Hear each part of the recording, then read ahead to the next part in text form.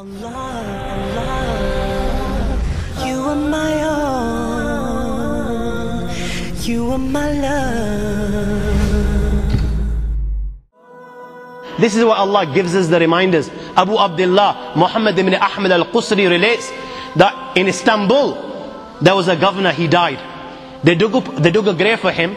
When they were on the verge of lowering this body inside the grave, do you know what they saw inside the grave?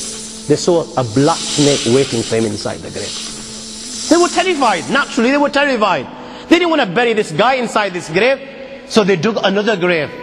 Now they've spent hours digging the second grave. They're on the verge of lowering the body inside the grave, and you know what?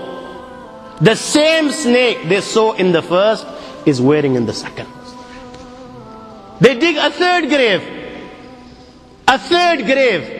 And they find, when they're on the verge of lowering this grave, all of a sudden, out of the blue, they find the same black snake inside the grave. I ask you, my young friends, you know, on that particular occasion, that narration, what do you think it suggests? How many graves do you think they dug on that day? 4, 5, 6, 7, 8, 10, 15, 20, 25, 30 graves. The narration says that on that day, they dug about 30 graves. Every time the grave was dug and they were on the verge of lowering this body inside the grave, they would find the same black snake waiting. Where are you going to hide?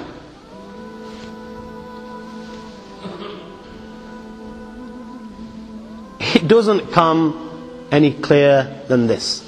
Where are you going to hide? Where? Allah. You know, even when you've gone 6 foot under, you can't get away. You've left the dunya and you've gone 6 foot under and you think you've got away with it. This is where it will begin. You know, fed up after digging so many graves, they consulted the ulama. What should we do with this person? May Allah protect us. They said, you know what? Just bury him inside the grave. Leave the rest to Allah subhanahu wa ta'ala. And they buried him.